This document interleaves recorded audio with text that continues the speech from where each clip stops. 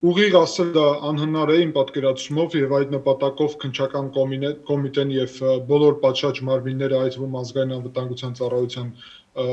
տարբեր մարմինները պետք է մանրամասն հետաքննեն հոկտեմբերի 27-ը, բացի դրանից նաեւ հետաքննեն իրական քիվեստի բաղադրիչները, նկատի ունեն բովանդակությունը, ով ինչ դիրքորոշում է ունեցել, այդ թվում նախագահ Քոչարյանի մոտեցումները եւ իր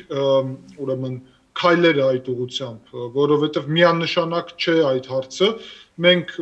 գիտեք, որ երկար ժամանակ է հանրությունում կա կասկածներ, որ դա օգտագործվել է ինչպես թեզ իրականում Հայաստանում ինքնիշխանությունը կործանելու նպատակով, նկատի ունեմ հոկտեմբերի 27-ին ավարտվեց Հայաստանում ինքնիշխան պետությունը։ Ես չեմ համարում, որ ինքնիշխան պետությունը միտված կլիներ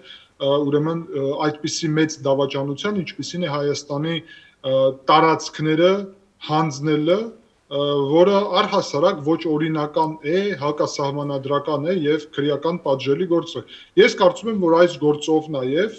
այս փաստաթղթերի, այդ թվում քիվեստի բանակցությունների պետք է տեղի ունենա անպայման լուրջ հետաքննում պատշաճ քրեական մարմինների կողմից։